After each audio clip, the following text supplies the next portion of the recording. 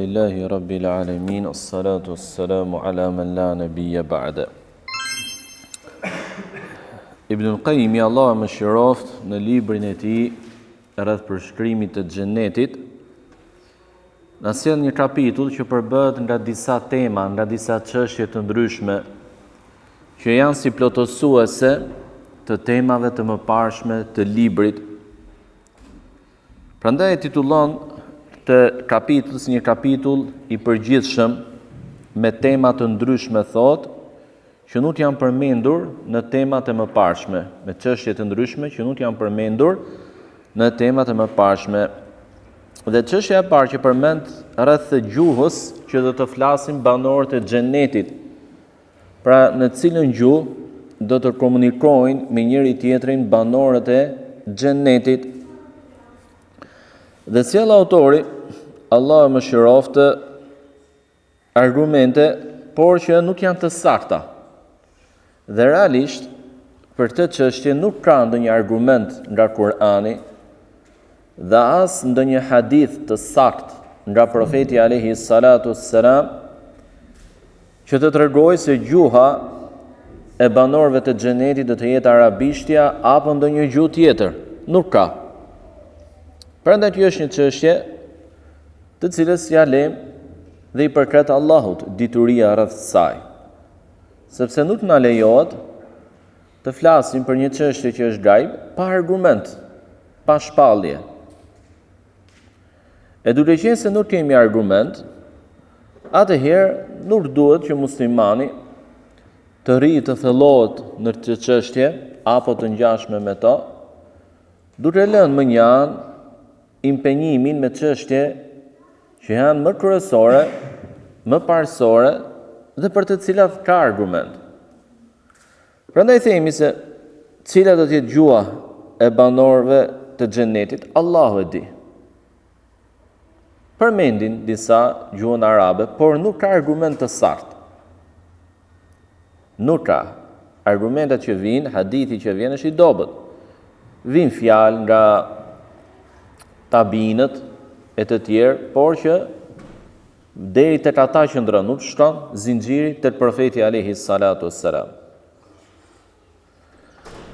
Çështja tjetër ka të bëjë me debatin ndërmjet xhenetit dhe xhehenemit.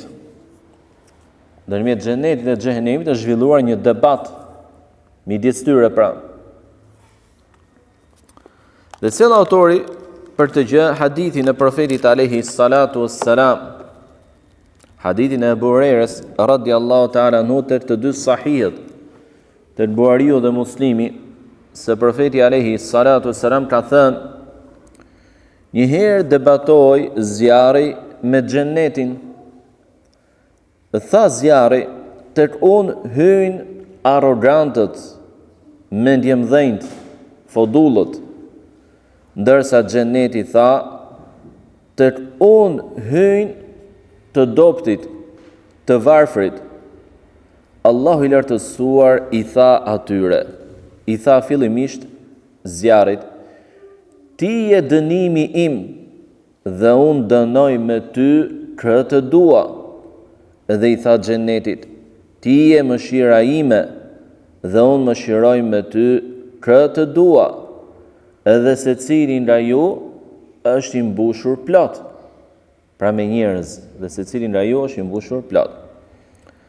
Por ashtu thot në një tjetër përcjellje i njëjti hadith, profeti alayhi salatu wassalam ka thënë se debatoi zjarri dhe xheneti.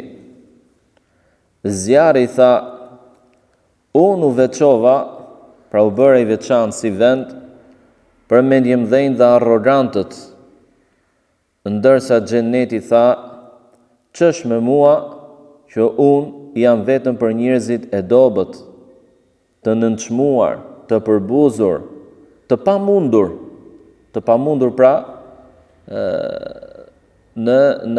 të pamundur për të përfituar, për të siguruar mirësinë në këtë botë, ose se janë të shtypur, të penguar, i bëhet zullum, i bëhet padrejtësi, apo në ndonjë mënyrë tjetër. Allahu i lartësuar i tha xhenetit: "Ti je mëshira ime dhe unë mëshiroj me ty këtë dua nga robërit e mi." Edhe i tha zjarrit: "Ti je dënimi im dhe unë dënoj me ty këtë dua nga robërit e mi." Edhe secili nga ju është i mbushur me banorët e tij. Ndërsa përse i përket zjarrit, tha profeti alayhis salatu wassalam, ai nuk do të mbushet derisa Allahu azza wa jalla të vendos në të këmbën e tij. Do të hyjë njerëz në zjarrin e xhehenemit, akoma ka vend bosh, ka hapësira bosh. Dhe Allahu subhanahu wa taala për ta plotësuar do të vendos këmbën e tij në të. Edhe atëherë xhehenemi do të thotë qattun, mjafton.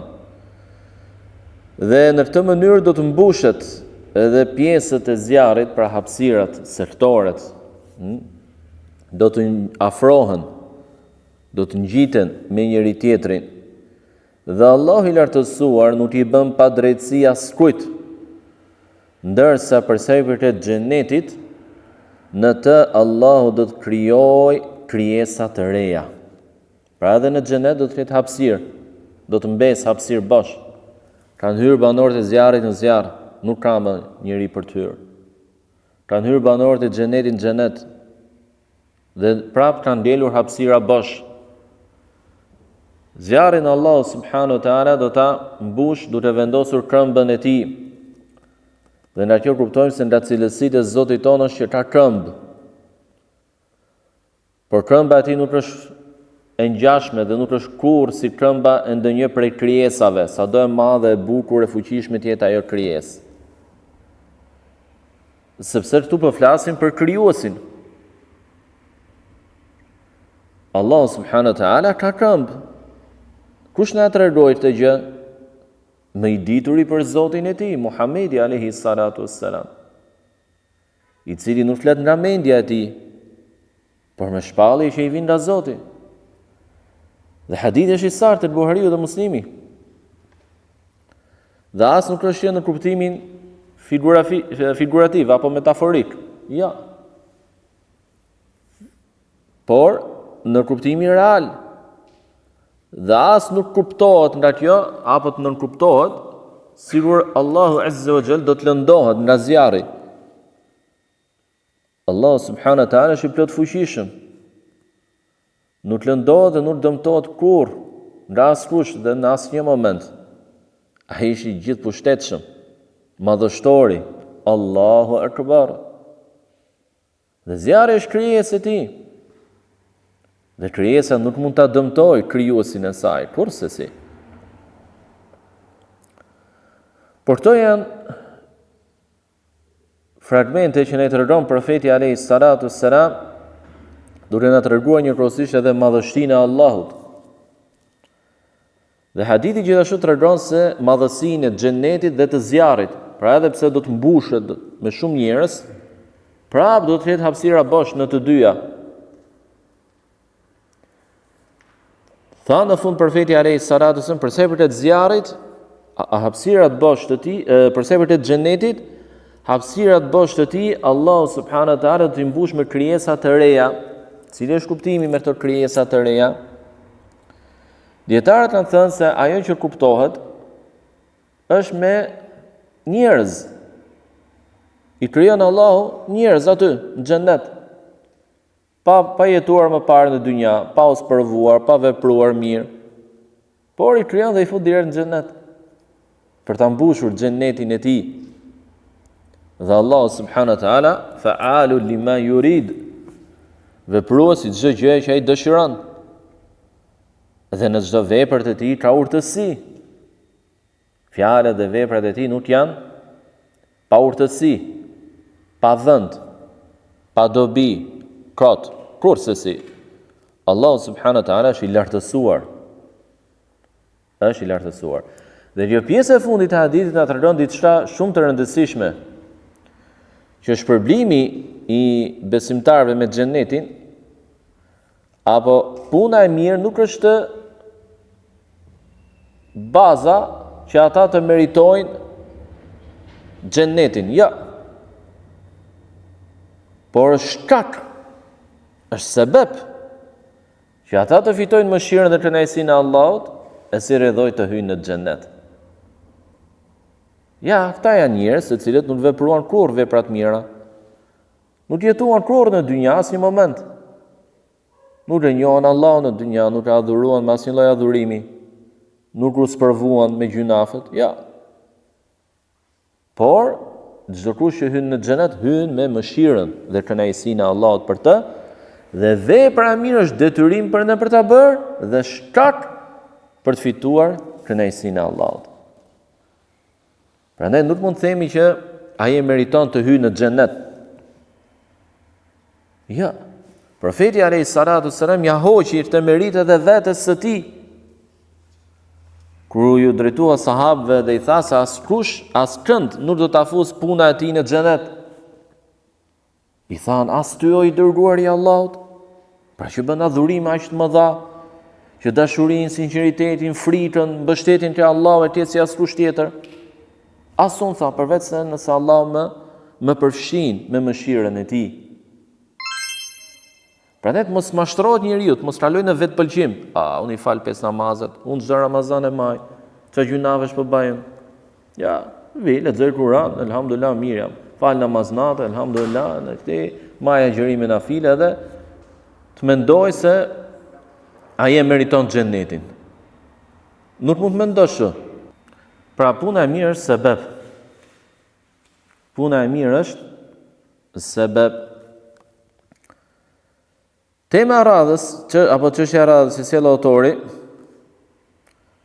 thotë se në xhennet do të ketë një pjesë bosh për të cilën Allah do të krijojë krijesa të tjera dhe nuk do ta veprojë të gjë edhe me zjarrin. Pra këtu do të kemi ato argumente që u përmendën pak më parë. Dhe thot autori, për cilët në të dy sahihet nga Anas ibn Malik radhiyallahu ta'ala anhu, se profeti alayhi salatu wasallam ka thënë, vazhdimisht xhehenemi do të kërkojë njerëz që të futen në të. Duke thënë dhe përmend ajetin kuranor kur Allahu azza wa jall tregon fjalën e xhehenemit që thot hel mim mezid, a ka më tepër, a ka të tjerë, sillni, fusni të kun, se ka akoma vend pra. Derisa thot profeti alayhi salatu wassalam, Zoti i madhështisë të vendos në të këmbën e tij dhe pjesët e xhehenemit të ngjeshën, të afrohen me njëra tjetrën dhe të thot qattun bi izzatik wa karamik. Mjafton me madhështinë dhe nderimin tënd. Ndërsa në xhennet do të ketë hapësira bosh për të cilat Allahu subhanahu wa taala do të krijojë krijesa dhe do t'i bëj banues në to hapësira. Dhe folëm pak më parë për këtë çështje. Tema e radhës se autori thotë banorët e xhenetit nuk flen gjumë. Dhe sel hadithin e profetit alayhi salatu sallam nga Jabir bin Abdullah, se i dërguari Allahu sallallahu alaihi wasallam ka thënë, an-nawmu akhul maut, gjumi është vëllai i vdekjes. Wa ahlul jannati la yanamun, dhe banorët e xhenetit nuk flejnë. Gjumi është vëllai i vdekjes, nga që ngjason, vëllezërit ngjasojnë me njëri tjetrin. Edhe gjumi ngjason me vdekjen, sepse njeriu kur fle, si në aparencën e tij, ngjan me të vdekurin. Por edhe në çështjet e tjera nuk flet, nuk vepron, nuk merret në llogari për çfarë ka bërë në gjumë, sepse nuk është vetvetja. Prandaj quhen vëllain e vdekjes. Dhe gjumi vëllezër është begati nga Allahu. Për ne njerëzit gjumi është për sosmëri, për ne krijesat, ndërsa për Allahun fakti që nuk fle dhe nuk e kap kotja, për të është për sosmëri kjo gjë. Ama për njeriu nëse do të vuajë nga pagjumësia, pra do të rri kot gjatë, zgjuar, i pamundur për të fjetur, tregon që është i sëmur, i mangët. Kurse kjo cilësi tek Allahu, pra që nuk të flet kurrë dhe nuk të zërprotja kurrë për gjumja, është për sosmëri. La ta'khudhuhu sinatun wala nawm. Nuk të trap gjumi dhe as krotja për gjumja. Asnjëherë Allahu subhanahu wa taala. Dhe banorët e xhenetit nuk flenë kurrë. Në dynja është për sosmëri për ne të flejmë. Në xhenet jo. Pse? Sepse gjumi do të ndalojë dhe do të privojë nga shijimi dhe përjetimi begative dhe nuk ke nevojë të flesh atje. Tu trupi lodhet, edhe duke ne pa punë fare, ultër gjithë ditën, lodhet. Lodhet mendja, lodhen muskujt, lodhen shqisat, do trupi të shplodhet. Kurse në xhenet nuk ekziston lodhja. Nuk ka nevojë të flesh gjumë. Alhamdulillah. Tema e radhës, çështja e radhës, thotë ngritja e gradave të banorit të xhenetit. Pra i ngrihen gradat në xhenet. Dhe sjell hadithin e profetit alayhi salatu sallam nga Abu Huraira radhiyallahu ta'ala anhu, se i dërguari Allahut sallallahu alaihi wasallam ka thënë: Allahu i lartësuar janë ngren gradën robit të mirë në xhenet. Janë ngren gradën në xhenet robit të mirë. Edhe i thot: O Zoti im, nga pse po ndodh kjo? Pra kjo ngritje grade. I thuhet atij për shkak të istighfarit që bën për ty djali yt, fëmia yt. Ky hadith është i bukur vëllezër. Investimi më i mirë që bën njeriu është tek fëmia i tij. Dhe frytet më të mira, më të dobishme që merr nga një investim është nga investimi tek fëmia yt. Nëse angazhohesh, preokupohesh, impenjohesh për edukimin e mirë fetar të fëmijës, dije se i të lën vetes sadaka xharie, sadaka të rrjedhshme. Për çdo adhurim që ai bën ti merr sevap edhe pse i vdekur. Por ai do të kujtoj ty edhe me lutje. Sepse do ta kuptoj sakrificën tënde, mirësinë tënde që e edukove në bindje ndaj Allahut. Do të jetë mirënjohës për këtë. Dhe do të kujtoj ty me dua. Do të kujtoj me dua, do të kërkoj falje për ty. Por vëllezër, këtu ka një dobi të fshehur, po që është shumë e rëndësishme, e përmendin dietarët. Siç vjen në një tjetër hadith profetit alayhi salatu që thotë, kur vdes biri i Ademit ndërpriten nga ti çështje përveç 3 gjërave dhe një ndër to, fëmia i mirë thotë që lutet për ty.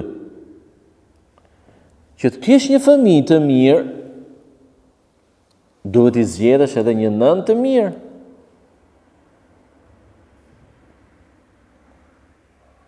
Që të kesh një fëmijë të mirë, fetar, të përkushtuar ndaj Allahut, larg gjunafeve, duhet i zgjedhësh edhe një nën të mirë. Nëna është edukatorja e shoqërisë. Ajo prodhon individet e shoqërisë, i edukon ata dhe me ta formohet shoqëria më pas. Përbëhet shoqëria. Nëna është. Prandaj ne e dim që kur të tjerë duan të shkatrojnë një këmbë, shkatrojnë nënën. Në çmë mënyrë ja mbushin mendjen asaj se ti shërbesh familjes, të bësh punë të shtëpisë është prapambetje. Ndërsa të rish me burrin e huaj në zyrë, është zhvillim civilizim. Është zhvillim dhe civilizim është liri për ty, etj, etj. I mbushin asaj mendje dhe i thonë se të kujdesesh për bashortin dhe fëmijët e tu, kjo apo të mbash grua në shtëpi, do të thotë që gjysmën e shoqërisë të jetë të paralizuar. Këto janë teori dhe deklarata që godasin dhe kërkojnë shkatrimin e familjes. Sepse ai që nuk e vlerëson rolin e nënës në shtëpi e thotë këtë fjalë. Një grua që kujdeset për familjen e saj, edukon fëmijët e saj, është një grua shumë e ngarkuar. Dhe ka një mision tepër madhor. Dhe për të gjë duhet të vlerësohet dhe shteti duhet kujdeset për të. Dhe shteti duhet kujdeset për të. Saqë ka dhe prej vendeve qafire, të cilët duke dashur ta ruajnë familjen, kanë nxjerrë nene në kushtetutën e tyre që e motivojnë gruan të rrinë në shtëpi, pra të kujdeset për mbarvajtjen e familjes së saj. E kanë kuptuar rrezikshmërinë e këtyre lëvizjeve dhe janë detyruar ta bëjnë nën të kushtetutës këtë gjë, duke ja imponuar vetes pra shtetit që të përkujdeset për atë grua që ka rolin e nënës dhe bashortes në shtëpi. Pra ta vlerësoj, ta motivoj, jo vetëm shpirtërisht, por edhe materialisht. Me qëllim që të kemi një edukim të madh të familjes, të shoqërisë.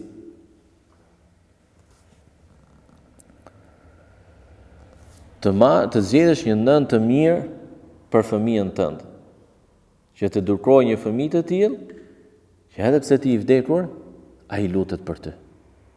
Dhe kërkon falje tek Allahu Azza wa Jall për ty. Më pas vazhdojnë edhe çështjet e tjera, por për të mos u zgjatur e lëm në netet e ardhshme inshallah. Subhanakallahumma bihamdik ashhadu an la ilaha illa anta astaghfiruka wa atubu ilaik.